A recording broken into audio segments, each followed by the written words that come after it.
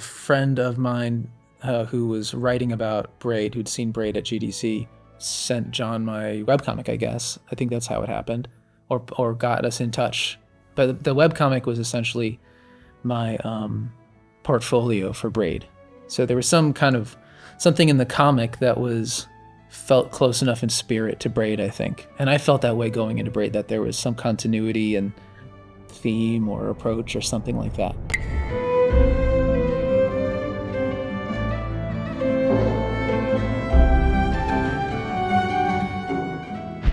Hello, and welcome to episode 3 of the Braid Anniversary podcast. This time we're switching it up a bit. Our interviewee is David Hellman, who is the primary visual artist of the game. And when I say visual artist, that's always a little bit awkward because, you know, in the games industry, we just call the person who does the graphics for the game the artist. So David is the primary artist on the game, you would say. But I don't like that terminology because I think game design is art, and it's a very important art. In fact, it's central to what games really are. So, you know, why should visual art get the entire moniker of art for itself? And so I tend to say visual artist just as my own particular eccentricity. Anyway, David was the primary visual artist on the game. Some other artists worked on the game, and David will talk about that. Most notably, Edmund McMillan did early animations and character designs that David then modified.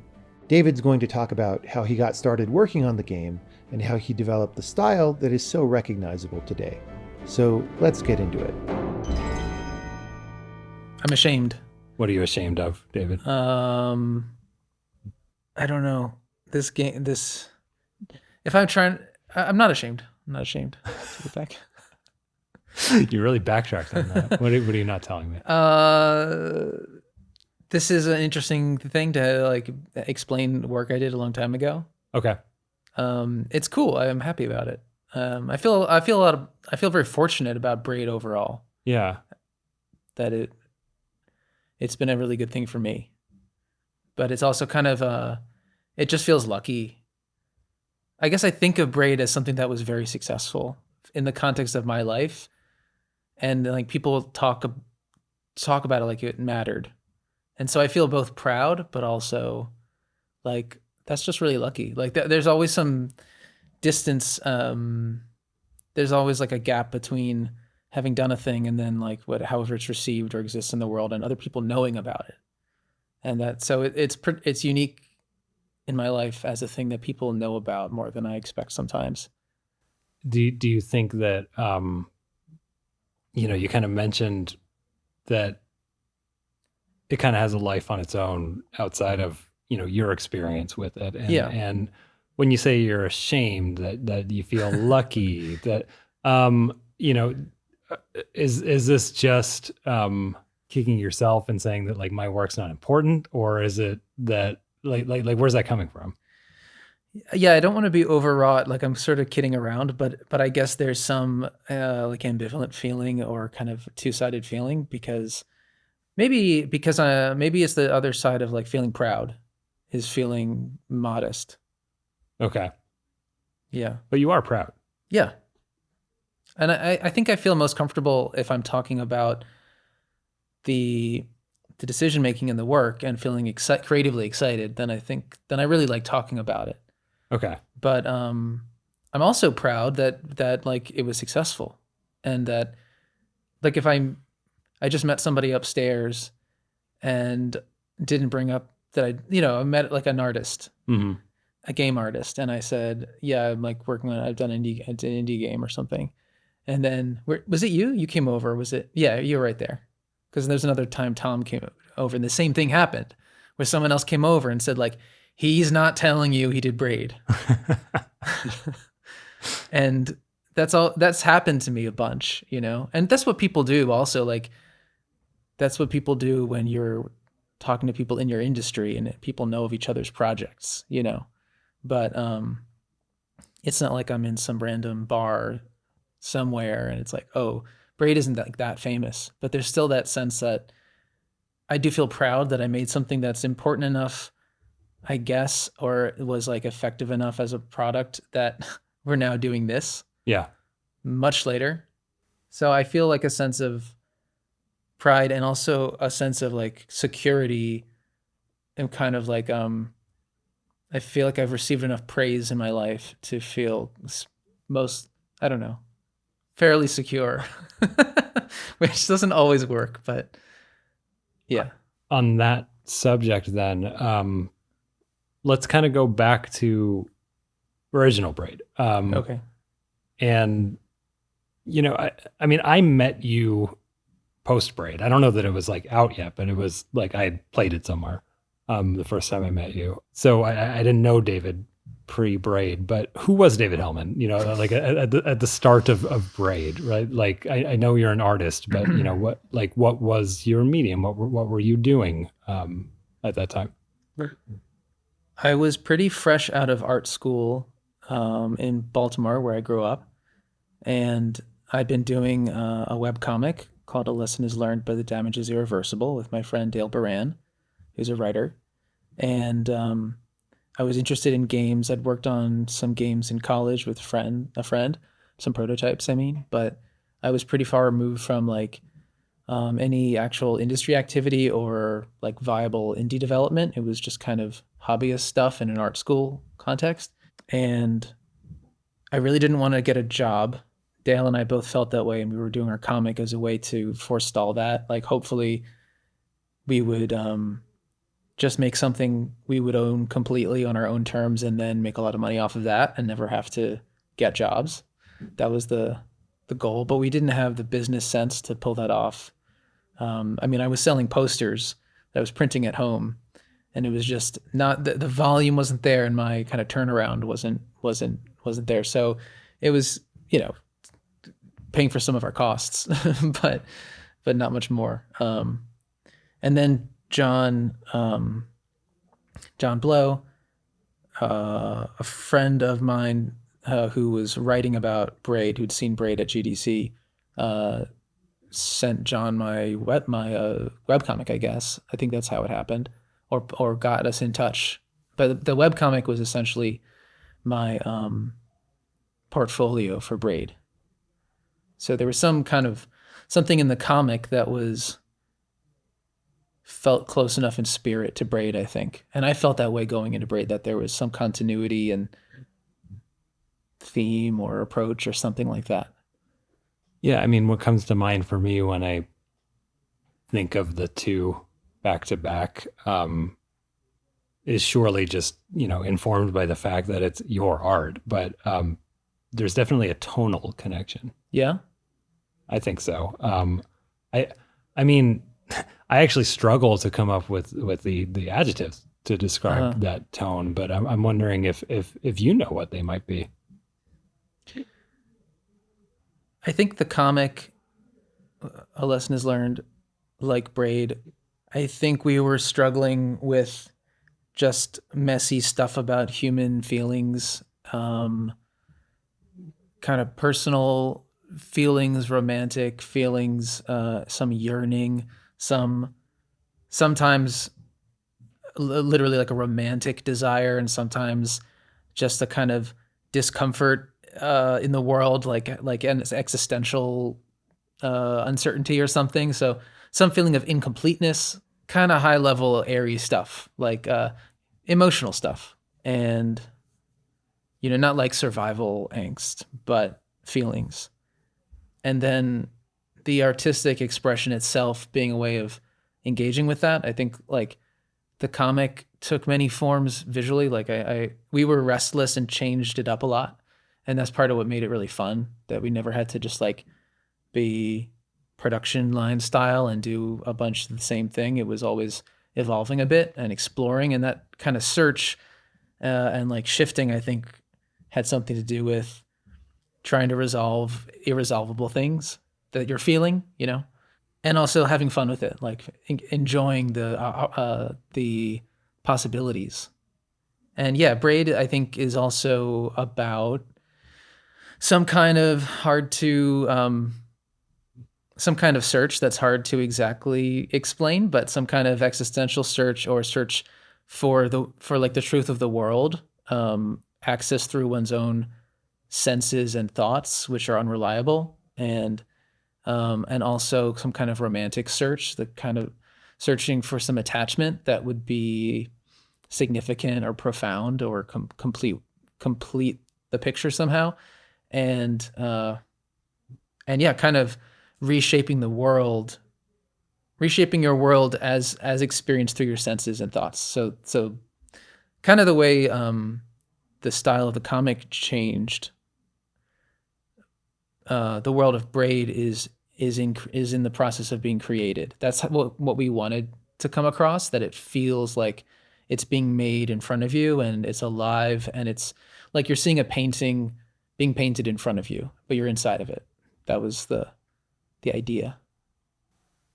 So where is that idea coming from, maybe thematically with Braid? Like what, when you're expressing visually this idea of a painting coming to life in front of you and you inhabiting that space, what to your mind is it that is tying into maybe the narrative or the theme of Braid that you're expressing through that?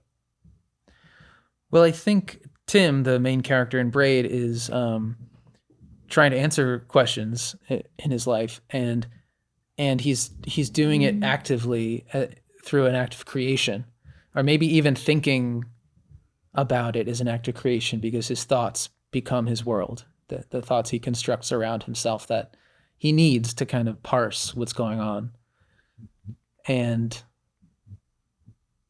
so there's a kind of solipsistic aspect, maybe, like, I think we all,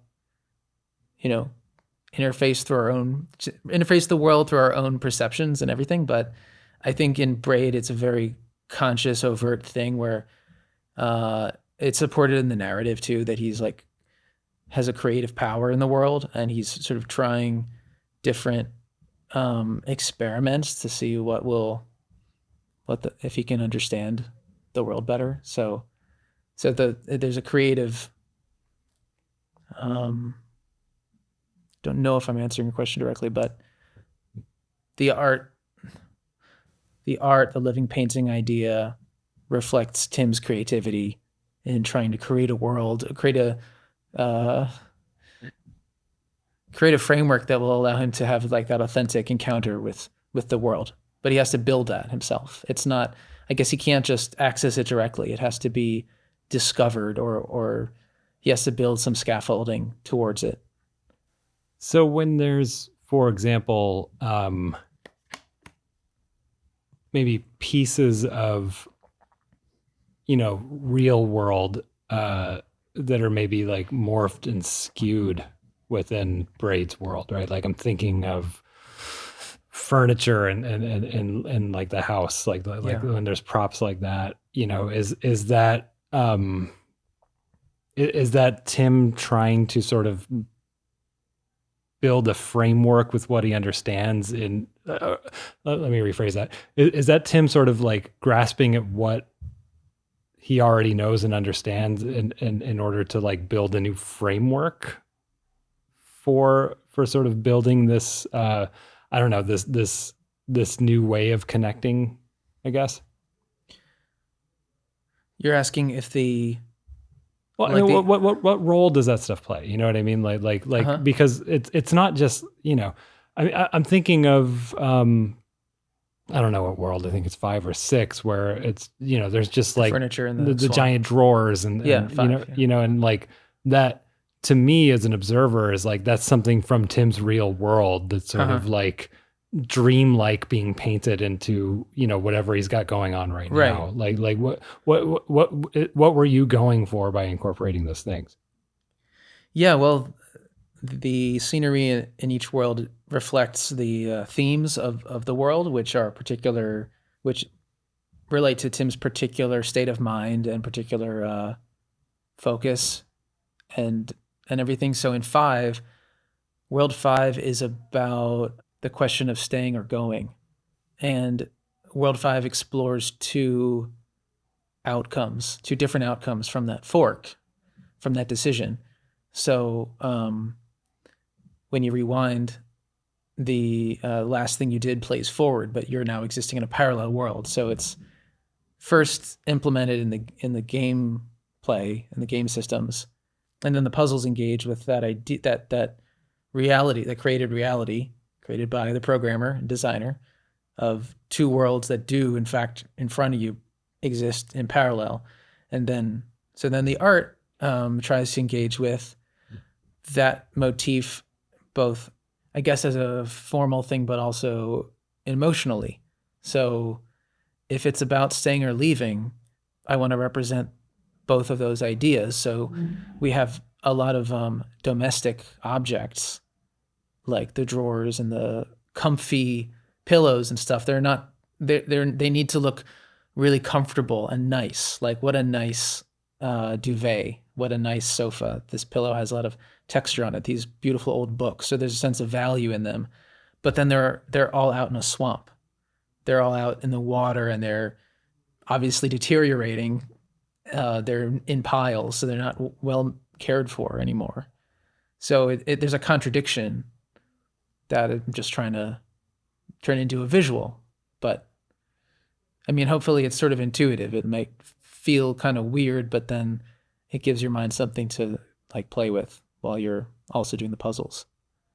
So when you're talking about these themes for different worlds and you know the visual elements that you use to visualize, I guess, those themes, right? Are these ideas that were presented to you in a fully formed way, or were you able to contribute creatively to Braid beyond just the visual looks of it? I got to contribute. Yeah, the way it started was Jon explained the theme of each world, and I remember the first email, and it was just about this, and it was literally a list of like world 2, world 3, world 4, like one line about each. I mean, he would elaborate on it more, but I did start from just a very simple direction of, you know, the idea of, and I'd have to look at what that was to say exactly, but it might have been like the idea of staying or going, or world 2, which is the first one, confusingly, being having a sense of possibility and adventure and optimism, and feeling the most sort of normal as like a Green Hills game area, you know, and then the world following that, world 3, having an increased sense of like magic to it, but also danger, and forward from there. So it's just kind of like a very simple direction. And then, yeah, I had room to play. There might have been cases where he had a specific thing he wanted, but I definitely had room to explore. Did you contribute in a game design sense at all, or were you strictly limited to visuals? I did get to contribute to design a little bit, and I was happy about that. I remain proud of it, because I only recently started working with Jon, and it was all remote over email. So, you know, but I was excited. So I didn't know this guy, but I was excited that we were doing this thing together, and it was a great job for me to have at the time. And Jon was trying to figure out how to visually justify, how to make it intuitive that there are moving cloud platforms that disappear and then reappear somewhere else, kind of looping. They're just moving platforms that have to loop from kind of arbitrary positions. And he actually emailed me and some of his designer friends, and there were a bunch of ideas. And I had the best idea, which was to use something that already existed, which were the cannons. There were already two kinds of cannons that shoot fireballs, which is what you would expect, and cannons that shoot monsters. So there was already an idea that cannons can shoot non-obvious things. And so the cloud was just another extension of that, the cloud cannon. And that way you have the cloud itself is the visual starting point of the cloud. And when the cloud hits an object, hits a wall, it will disperse, and then the cannon will fire again. So, yeah, it was just like kind of an elegant solution. As a former producer, I very much appreciate the recycling of concepts. Yeah. What was the state of the game when you first got involved? When I first got involved, the game was functionally complete. It would change in some ways after that, but it was fully playable and looked done, except that the art wasn't there. Well, there was some art. Jon had actually hired some. I think he hired a firm which had assigned some artists to the project, but then they were taken off of it because of another client, essentially. And the art that was there had, if I remember right, it wasn't like photoreal, but it had kind of more towards a realistic children's book illustration style, I think. And I remember like logs and forest scenes, and the scale was different. Like the logs were very large, like it made Tim look like a little bug or something, and everything else was like tall grasses and logs and twisty trees and stuff. And actually that kind of that had some influence on me. Like I took that as a cue to do trees, which I like drawing trees anyway. But then large parts of the game were just like without art, like just like bounding boxes or like simple like volumes with a repeated texture or whatever. Edmund McMillan of Super Meat Boy, Binding of Isaac fame, and others, was working on the game and had done character sprites. So the character sprites were quite far along, maybe finished. And so that didn't stay, but they remained influential. Like I ended up working over them. So in some cases they remain very much the look of the characters. Does that include Tim? Like, did you design Tim or did you just refine him? I refined Tim. The Edmund's characters that remain very close are like the greeter dinosaur at the end of the worlds, the claw or the plant that comes out of the pipe. The rabbit is pretty close. The monster creature, the sort of Goomba, like round guy that walks, was redrawn a lot, but used like kind of reused frame by frame. So I think like the way the feet move are exactly how Edmund did them, I think. And then Tim, I changed the look fully. Like the face is totally different. The head, the proportions are a little different, but I think it was based on all of his framework. So probably the way he moves is Edmund's work. When you're drawing Tim, is he a real person to you? Is that a person in your head? No. I tried to give him Jon's cheekbones. Is that right? Yeah. I think that's all though. So do you think of him as autobiographical Jon, or do you just think of him as a video game generic sprite? I think of him as having elements of Jon just because the game was Jon's game. But I don't know. He's his job is to be like the game character. So he's Jumpman. He's the guy who's in there doing that stuff, and like he's emotive, but not to the full breadth of like what the story would imply or demand. So he's more of like a cipher for the player. He's like there to be the game character. And I think there's some interesting tension between like the amount of depth or kind of like emotional range suggested by the story, by the parts you read before the worlds, and the way Tim looks, because he's not as emotive as he doesn't have the burden of like acting all these different shades and facets. He's like a game character. On that note, your personal life before Braid, what was your relationship to 2D platformers? Was that a kind of game that you enjoyed prior to this? Yeah. I grew up on Nintendo games. Let's see. I mean, there's a lot of Mario references. So yeah, that absolutely was loomed large for me. So when you're, for example, thinking about, animation frames like turnaround frames, jumping frames, are you mostly drawing from Super Mario? Well, I mean, again, a lot of the animation was already prototyped by Edmund, or fully drawn by Edmund, but it ended up being treated as a prototype because I painted over. But those are his poses in general. But there is a way that like Tim's look is Mario-like. I mean, he's wearing a suit, which I think, I mean, thinking about it now, I'm having like surprising thoughts because the what I was gonna say about it was Mario is like a game archetype. He's just sort of like a game character, and then Tim is sort of taken in a more realistic, real world direction. Like he's wearing a suit, so he's like a real guy. But I don't know if that makes any sense. I mean, Mario's wearing overalls because he's a plumber. He's just blue collar, and then Tim is like the white collar. So I think it's probably truer to say that not that like Tim is a realistic Mario, but he's just the white collar Mario.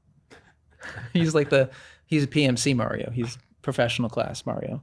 There's rabbits in this game. Yep. You foster rabbits. Yeah. That's the question. We have rabbits, but that happened much later. Okay, so no connection. No. In your art style. No. In fact, I would have drawn the rabbits differently if I'd had rabbits when I was working on Braid. Okay. Now let that water. There we go. What would you change about the rabbits now that you foster rabbits if you were starting from scratch? That's a really good question. I have like a very much richer and personal sense of what is cute about rabbits. So I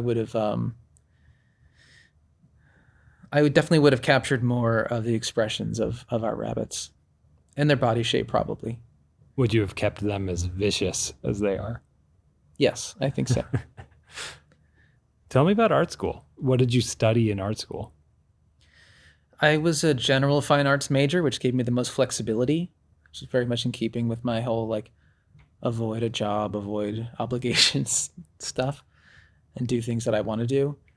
So that let me I did a lot of studio art classes, and I was grounded in like real materials. I was very interested in like charcoals and paint and stuff like that, which I hadn't done a lot before. So that influenced me a lot. Even though I would end up working mostly digitally, like Braid is all digital art and everything I do now. But that experience of working with real materials changed how I worked because it's much more fluid and like you're like molding and sculpting sometimes, like with like as a kid I would draw mostly with markers, and you just have to kind of anticipate the page well enough to like put the lines down with a strategy of like building up from, you kind of pre-visualize it enough and then you build up with some strategy to like assemble things and leave enough room for everything and put the focal point where you want and everything.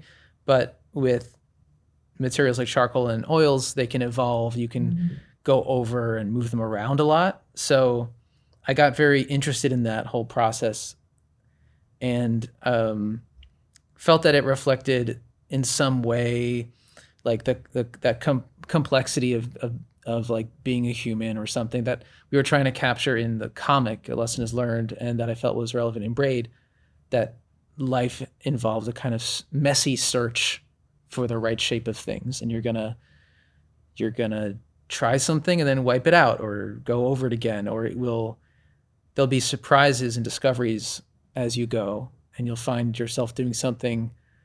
By engaging with that confusion and that mess, you'll find something you wouldn't have found otherwise. So you're not always able to pre-visualize and just go indirectly. Not that doesn't also involve discovery and responding to what's in front of you. It does, but I got interested in that messy process. So in that process, I mean, does that messy approach allow for, like, say, happy accidents? For sure, yeah. You're bound to have happy accidents.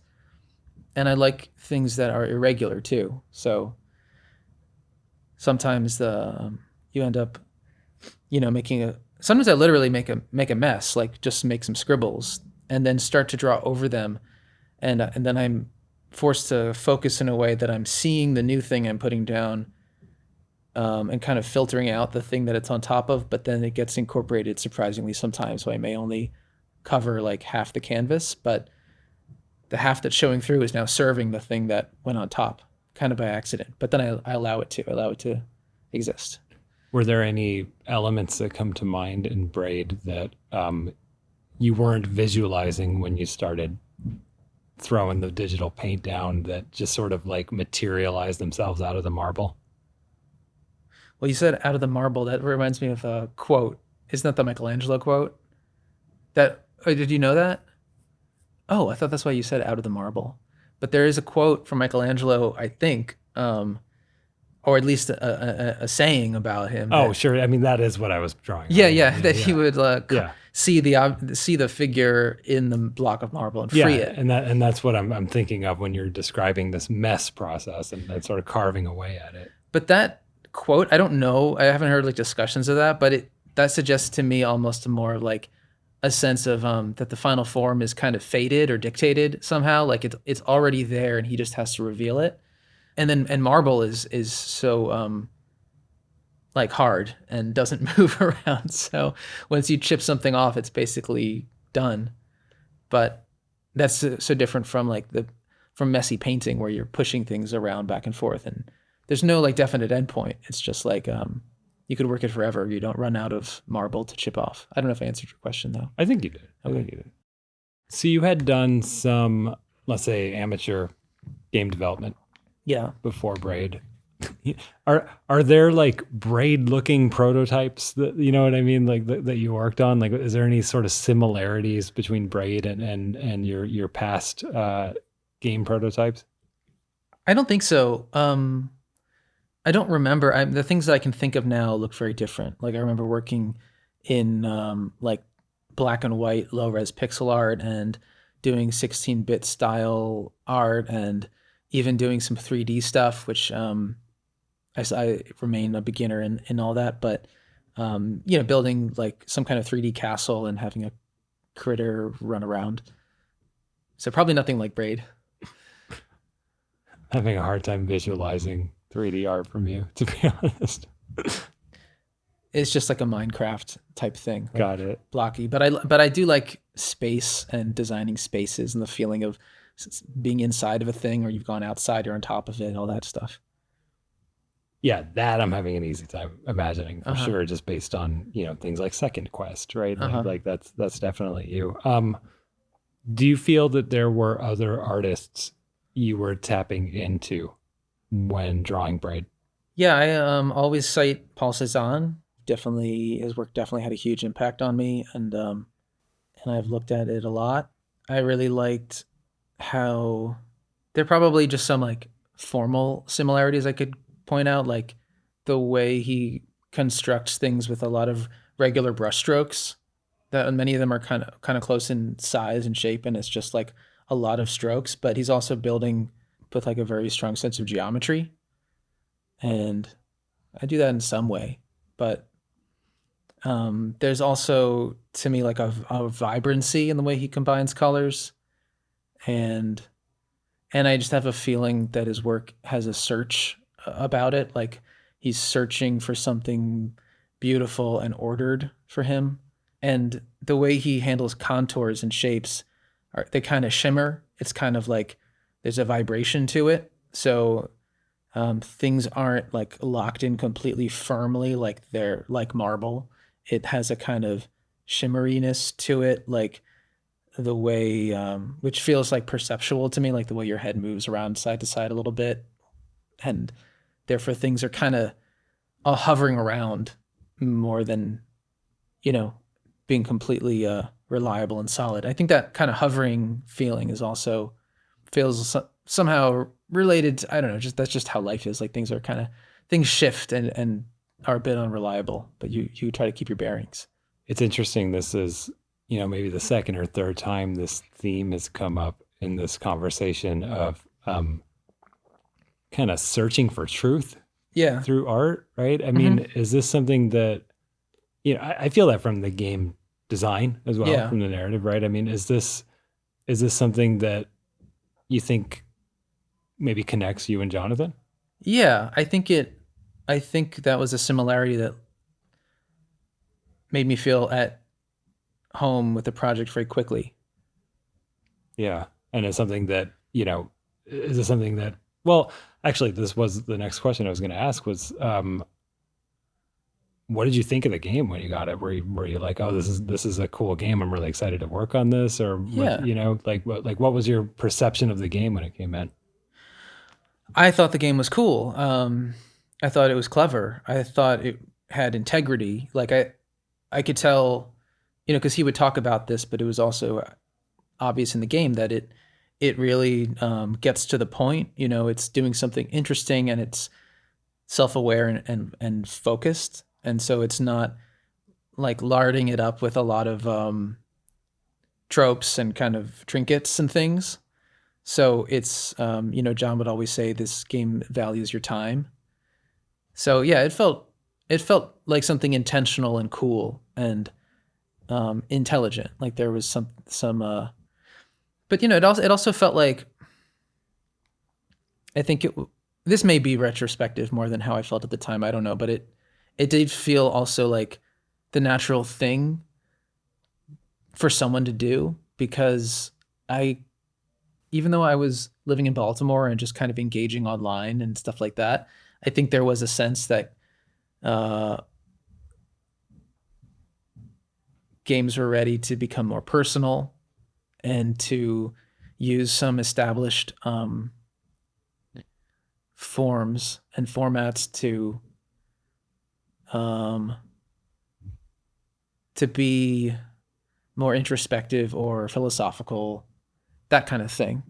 Like I remember kind of applying that to even a Zelda game, like talking about the light world and the dark world as having some kind of.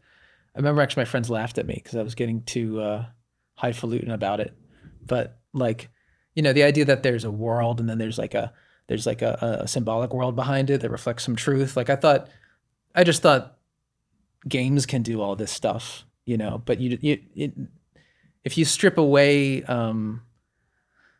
this stuff that just feels very like genre tropey, and kind of put in some signifiers to kind of hint that it's okay for people to think about it more deeply, then they'll start to have a more profound experience with it. So, okay, so you were in Baltimore, working remotely over email. When you were working on Braid, where did you do that physically? I was in my parents' house. I'd finished art school and I'd moved back to my parents' house, which was nearby. And I don't remember what I was planning at the time. I tend not to plan very much. So if I have something to do that, if I'm doing a creative project and I'm okay in the present, I focus on that. So it's possible I was just living there and got this Braid gig and was doing that for a while. And then it didn't take long I started to think about moving to San Francisco. I did want to move. I did want to leave Baltimore, but yeah, that's where I was at the time. When you do Braid art, then and or, other than like original or anniversary, I mean, is there a particular like mode that you have to put yourself in? Yeah. Well, there's certainly, yeah. I'm sure there is, but I might have to like conjure it. But I guess there would be like some emotional mode, but definitely like a technique mode. Mm. Like the way I painted Braid. Actually, I don't do that anymore because it's too time consuming. Like I worked, like I mentioned, a lot of little brush strokes. So it's a very inefficient way to paint, actually. It's just kind of crawling over everything with like a small brush. And it's not the smallest, but it's a lot of individually placed. It's like a lot of stippling and poking and, a lot of sampling. What I would do was work with work with one brush a lot of the time. And that changed a bit which one I was using, but I'd work with one brush that was like a round brush with a very simple shape, or maybe like a little bit of texture, a little bit of grain on it, or like sometimes I was using a brush with a canvas texture that a lot of people noticed in the original Braid. I'm using one brush and its opacity is set to like 60 to 75%. And as I go, I'm sampling with the eyedropper. So I'm sampling locally, painting transparently, and then sampling again. So I'm getting more subdivisions of color. And so that's kind of how I worked on it. And when you revisited it, did you go back to your old techniques to make sure you were sort of being true to Braid, or did you have new techniques to come up with sort of similar aesthetics? I think I did largely the same thing. I was working, actually, I did the new Braid art mostly in Procreate on my iPad, which I was using for a long time. So a little bit different workflow, but yeah, very similar ultimately.